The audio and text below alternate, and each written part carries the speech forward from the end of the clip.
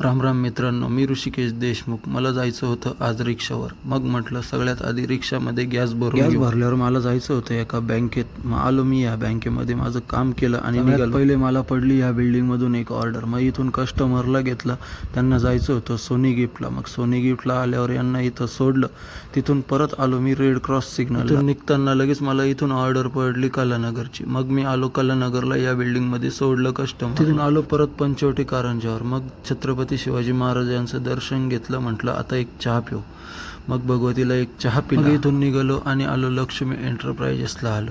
लक्ष्मी एंटरप्राइजेसला आल्यावर इथं बघतो तर यांनी एक नवीन ट्रॅक्टर घेतला. ट्रॅक्टरला यांचं चालू होतं क्रेन लावायचं काम. मग तिथून 2 माणसं घेतले, त्यांना आलो आरकेवर सोडायला. त्यांना आरकेवर सोडून आलो मी कन्सरा मेडिकलला, कारण माझं दुखत होतं डोकं. मग एक गोळी घेतली आणि आलो डायरेक्ट घरी. म्हटलं आता झोपून घेऊ मस्तपैकी, कारण थोडंसं डोकं दुखत होतं. असं होता आजचा दिवस. कसा वाटला तुम्हाला आजचा माझा ब्लॉग?